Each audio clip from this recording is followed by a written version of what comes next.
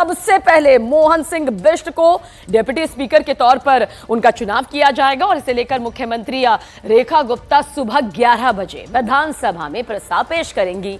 इसके बाद विधानसभा में कैग पर चर्चा होगी। मुस्तफाबाद से बीजेपी के विधायक हैं मोहन सिंह बिष्ट।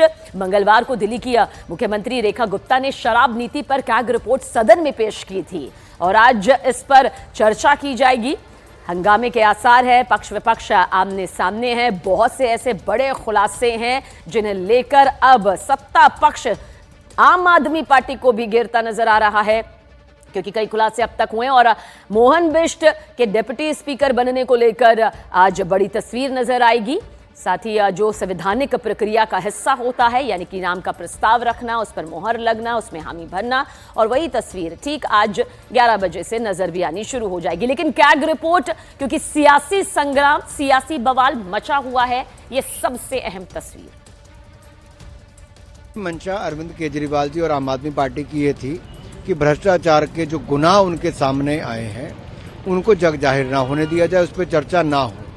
अब वो जनता के सामने आ गई, दिल्ली विधानसभा का एक हिस्सा बनी। जो मोदी जी ने कहा था कि हम सत्ता में आते ही उन रिपोर्ट्स को जग जाहिर करेंगे, विधानसभा में लाएंगे, वो दिल्ली की लोकप्रिय मुख्यमंत्री रेखा गुप्ता जी ने करके दिखाया है। अभी तो एक रिपोर्ट टेबल हुई है सिंगल शराब घोटाले की। आने वाले समय में चाहे वो शीश महल का हो, चाहे वो बस का घोटाला हो, क्लासरूम का घोटाला हो, चाहे वो अस्पताल का घोटाला हो, ऐसे बहुत सारे घोटाले हैं जो अभी आस्ते आस्ते सीएजी रिपोर्ट के माध्यम से अलग अलग वो सब खुलेंगी।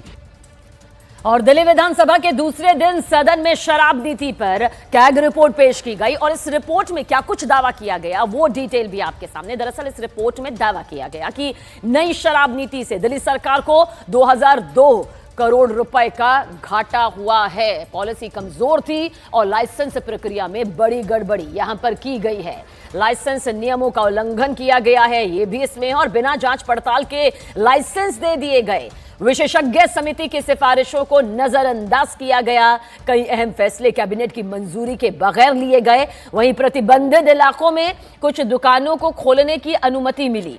शराब तस्करी को रोकने के लिए कोई ठोस कदम नहीं उठाए गए, तो वहीं शराब की गुणवत्ता जांच नहीं हुई, जिससे लोगों की सेहत पर इसका खतरा यहां पर हुआ।